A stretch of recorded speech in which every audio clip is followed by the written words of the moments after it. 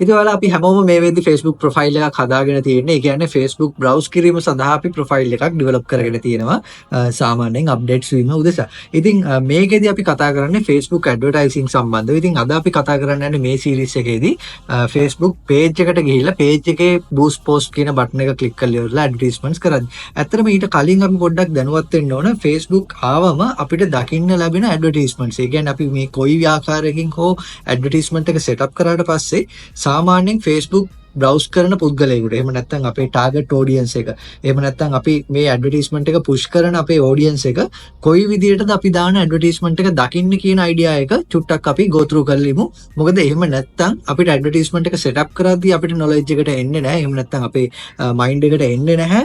අපි කොහොමද මේ ඇඩ්වර්ටයිස්මන්ට් එක හරියටම set up කළ යුතු කියන කාරණාව සම්බන්ධව. ඊට කලින් අපි චුට්ටක් ගිහිල්ලා බලමු කවුරු හරි කෙනෙක් අපි Facebook browse කරද්දී අපේ ඇඩ්වර්ටයිස්මන්ට් එකක් අපි set up කරාට පස්සේ ඒ අය දකින්න විදිය සහ අපි කියනවා මේකට Facebook ad placements කියලා. ඉතින් placements වලදී අපිට 21කට වඩා options තියෙනවා. ඒ කියන්නේ අපේ ad placements සාමාන්‍යයෙන් 17ත් 21ක් අතර ප්‍රමාණයක් අපි advertisement එක set up කරවදින් පේනවා. ඒව ගැන අපි චුට්ටක් one by one කතා කරලා ඉමු advertisement එක set up කරන කලින්. ඉතින් ඔයාලට පේනවා අපි screen එකට ගියාට පස්සේ මෙන්න මෙතන තියෙනවා අපි දැන් මේ දවස්වල ගොඩාක් famous Temu products එහෙම නැත්නම් Temu Asia එකෙන් Temu Europe වලින් අපිට push කරන advertisements මෙතන පේනවා. ඉතින් එතකොට ඔයාලට පේනවා මෙතන මේ සයිඩ් බාර් එක. එහෙම නැත්නම් අපි කියනවා සාමාන්‍ය වෙබ්සයිට් එකක් ඩෙවලොප් කරද්දී columns කියලා කියන. එතකොට අපිට මේ Facebook වලට ගියාම වම් පැත්තේ column එක මේ විදිහට තියෙනවා. එතකොට center columns මෙතන තියෙනවා. ඒත් එකම right side ඒ column එකක් මෙතන තියෙනවා. එතකොට මේ වගේ discover advertisements push වෙලා තියෙනවා. sponsored කියලා ඔයාලට පේනවා මෙන්න මෙතන තියෙනවා. ඉතින් මේ sponsored advertisement category එකට යටතේ මෙතන තියෙනවා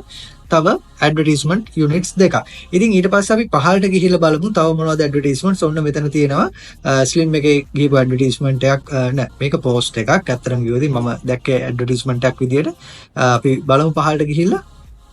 රයිට් ඔන්න මෙතන තියෙනවා T-shirts Republic කියලා මොකක් හරි කම්පැනි එකකින් දාපු ඇඩ්වර්ටයිස්මන්ට් එකක් තියෙනවා. ඉතින් මෙතනදී ඔයාලට පේනවා මේ තියෙන්නේ T-shirts. එතකොට මේ හැම එකක්ම T-shirts විතරයි මෙතන තියෙන්නේ. අපි මේ වගේ ඇඩ්වර්ටයිස්මන්ට් එකකට කියනවා carousel type advertisement එකක්. එහෙම නැත්නම් carousel card එකක් විදියට තමයි මෙතන යන්නේ. ඒ කියන්නේ ඔයාලට පේනවා මේක අර swipe කර කර බලන්න පුළුවන්. එහෙම නැත්නම් ස්ලයිඩර් එකක් විදියට යන්නේ ඇඩ්වර්ටයිස්මන්ට් එක. ඉතින් අපිට මේක අපි පොදුවේ හඳුන්වනවා ඩිජිටල් ඇඩ්වර්ටයිසිං වලදී එහෙම නැත්නම් Facebook ඇඩ්වර්ටයිස්මන්ට් වලදී carousel type ඇඩ්වර්ටයිස්මන්ට් එක කියලා. අපි ඒක ගැන ඉස්සරහට setup කරමු. ads manager through අපිට ගොඩක් දේවල් කතා කරන්න තියෙනවා.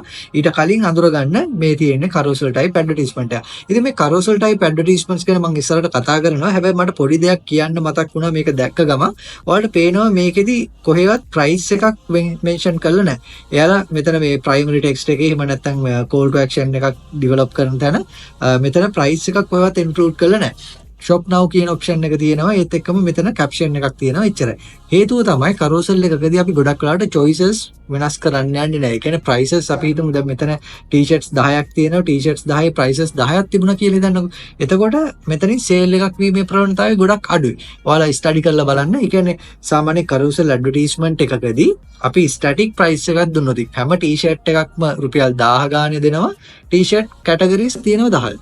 ප්‍රශ්නයක් නෑ. එතකොට මොනයම් හෝ කැටගරි එකක් හරි සෙල් වීමේ ප්‍රවණතාවය වැඩි. ඒක නිසා අපි carousel වලදී ගොඩක් වෙලාවට pricing වලට choices දෙන්නේ නෑ. එහෙම නැත්නම් price ගොඩක් වෙලාවට වෙනස් කරන්න යන්නේ නෑ. ඊට පස්සේ අපි බලමු තව මොනවද advertisements ගිහිල්ලා තියෙන්නේ කියලා.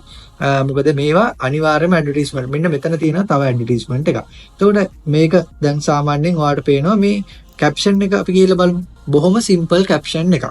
මතක තියාගන්න ප්‍රධානම දේ බොහොම simple caption එකක් අපි වෙන් කරන්න ඕනේ. එහෙම නැත්නම් rules දෙකක තුනක වගේ caption එකක්. මොකද අපි මේක mobile friendly තමයි ගොඩාක්ම අපේ advertisement එක set up කරන්න ඕනේ. ඒ කියන්නේ අපේ audience එක දැක්ක ගමන් මේක ටග් ගාලා ඔලුවට යන්න ඕනේ. ඒ කියන්නේ ඔයාලට පේනවා දැන් මෙන්න මේ artwork එක දැක්කම ගොඩක් වෙලාවට මේක දැන් නව අවුරුද්දට නව ආරම්භයක්. ඔබගේ විමන් නිවසට 100% සල්ලි අපෙන්. ඉතින් එතකොට මෙන්න call to actions තියෙනවා, call details තියෙනවා, contact කරගන්න. ඒත් එකම logo එකක් place වෙලා තියෙනවා. සහ මෙතන sign up කියලා call to action by button එක තියෙනවා. ඒත් එක්කම මෙතන තියෙනවා primary text එක NDB bank එක. ඉතින් මේ ad එක දැක්කම බොහොම simple. ඒත් එක්කම අපිට මේකේ detail එක හරියට ඔලුවට යනවා. ඉතින් මේක කියවද්දිම ඔයාලට impression එකක් build වෙන්න ඕන.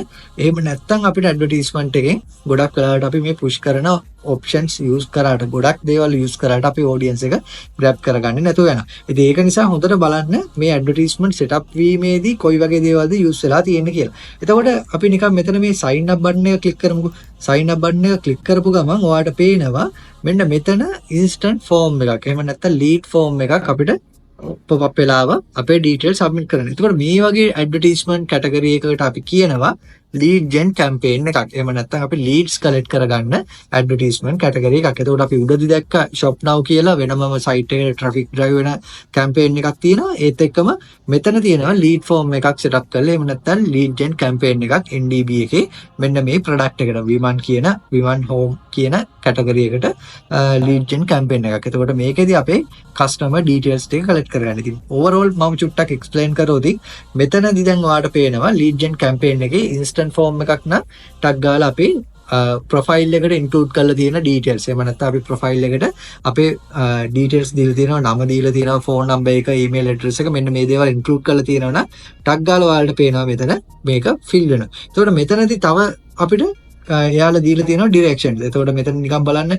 what are you looking for කියන තැන 2 bedroom 3 bedroom කියලා අපිට සිලෙක්ටිව් කරන්න ක්‍රයිටේරියා එකක් දීලා තියෙනවා. ඒත් එක්කම ඉන්වෙස්ට්මන්ට් මෙන්න මේ වගේ අපිට දැන් මෙයාලා සජෙෂන් එකක් දීලා තියෙනවා. එතකොට මෙන්න මේ ඩීටේල් ටික ආවේ කොහොමද කියලා බැලුවොත් ඔයාලට තේරෙනවා මම මගේ ප්‍රොෆයිල් එකට ඉන්ක්ලූඩ් කරලා තියෙනවා මගේ contact details සහ මගේ දැනට තියෙන ඔක්කොම KYC details. එහෙම නැත්නම් know your customer කියන details ටික මෙයාලා automatically grab කරගන්නවා මගේ profile එක through. එතෙන්දී අපි මතක තියාගන්න ඕන අපි අපේ profiles ගොඩක් වෙලාවට හොඳ විදියට හදලා තියාගන්න. ඒ කියන්නේ අපේ profile එක මුලින්ම හොඳට creative විදියට හදනවා වගේම අපේ contact details හරියට include කරලා තියාගන්න. මොකද overall ගත්තම සාමාන්‍යයෙන් audience එක දැන් 9.8 million කිට්ටු වගේ ලංකාවේ ලොකු audience එකක් තියෙනවා. ඉතින් මේ audience එක true details දාලා තිබ්බනම් ගොඩක් අපේ Facebook categories වලට up කරන advertisement වලට supportive. ඒ කියන්නේ අපි නිකන් බොරු details දාලා තිබ්බොත් ඇත්තටම අපිට ඒක ගොඩක් වෙලාවට useful වෙන්නේ නැහැ. මොකද හේතුව ලොකු clutter එකක් එනවා garbage details වලින්. ඒ කියන්නේ හැමෝම leads වලට submit කරාට මොකද ඒ details වැරදි නම් ඇත්තට මේ leads garbage lead වෙනවා automatically මොන ආයතනයෙන් advertisement කරා. ඉතින් අපිට වගකීමක් තියෙනවා අපි අපේ profile එකේ details හරියට update කරලා තියාගන්න තරමට. ඊට පස්සේ ඔයාලට submit කරන්න පුළුවන්. මම මේක submit කරන්නේ නැහැ. මොකද හේතුව lead එකක් එයාලට යනවා. ඉතින් මට අවශ්‍යතාවයක් නැහැ. එයාලට සාමාන්‍යයෙන් cost එක වැය වෙනවා. ඒත් එක්කම lead එක garbage lead එකක් වෙන නිසා. ඉතින් අපි බලමු පහළට ගිහලා තව මොන වගේ advertisements ද මෙතන distribute වෙලා තියෙන අපිට study කරන්න පුළුවන් දේවල්. බලමු අපි පහළට ගිහලා ඔන්න මෙතනක් තියෙනවා image base කරගත්ත advertisement එකක්. එතකොට මෙතන තියෙනවා engagement type advertisement එක. දැන් ඔන්න අපි කතා කරා carousel type advertisement එකක් දැක්කා. ඒත් එක්කම අපිට lead gen campaign එකක් දැක්කා. ඒත් එක්කම මෙන්න මෙතන තියෙනවා engagement type campaign එකක්.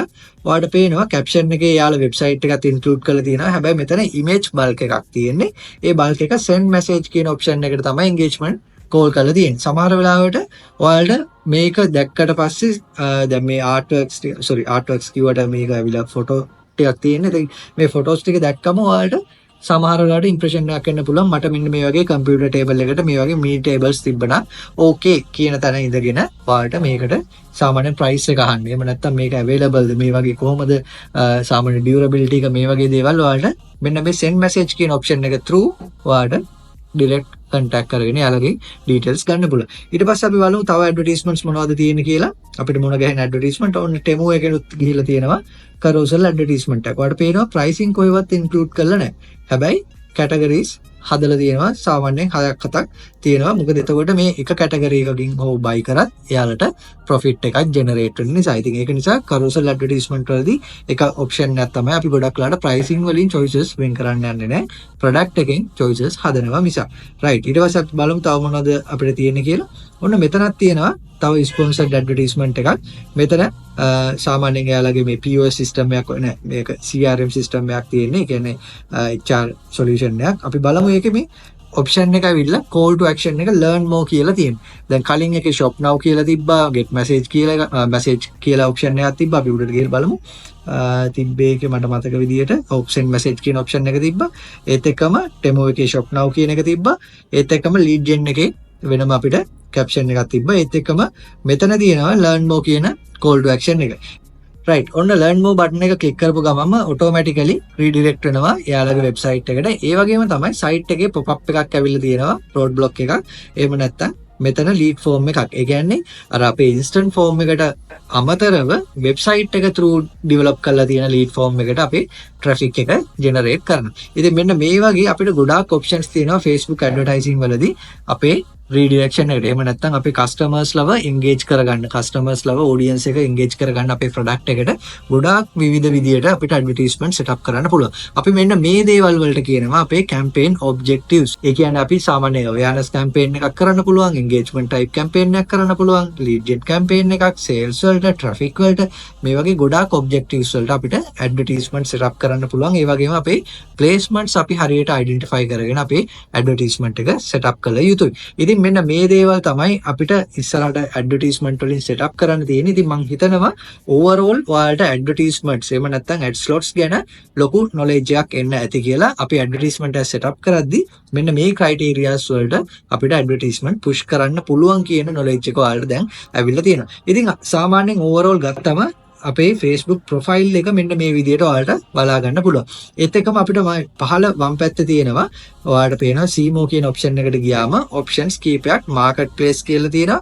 ඒත් එක්කම ඇඩ් සෙන්ටර් කියලා තියෙනවා, ඇඩ්ස් මැනේජර් කියලා ඔප්ෂන්ස් තුනක් තියෙනවා. ඒ වගේම තමයි මෙන්න මෙතන මේ ඔරෙන්ජ් කලර් ෆ්ලෑග් එකක් එක්ක ඔයාලා ඩෙවලොප් කරගනිපු pages තියෙනවා. හරිද? එතකොට මේ pages වලට ගියාට පස්සේ ඔයාලට පුළුවන් සාමාන්‍යයෙන් ඔයා ලයින් වෙලා ඉන්න, එහෙම නැත්නම් ඔයා වැඩිපුරම ස්ටික් වෙලා ඉන්න pages ටික ඔයාලට currently pop up වෙලා පෙන්නනවා. ඒත් එක්කම සාමාන්‍යයෙන් ඔයා ඩෙවලොප් කරපු, එහෙම නැත්නම් ඔයාගේ adminship එකක් තියෙන, editorship එකක් තියෙන pages මොනවද කියලා ඔයාලට one by one මෙතනදී බලා ගන්න පුළුවන්. ඒ වගේම තමයි ඔයාට අලුතෙන්ම page එකක් ඩෙවලොප් කරගන්න අවශ්‍යයි නම් මෙන්න මෙතන තියෙනවා create new profile or page කියලා ඔප්ෂන් එකක්. ඒ කියන්නේ ඔයාලට ප්‍රොෆයිල් එකක් දැන් මගේ සාමාන්‍ය ප්‍රොෆෙෂනල් ඩෑෂ්බෝඩ් එකක් තියෙන්නේ.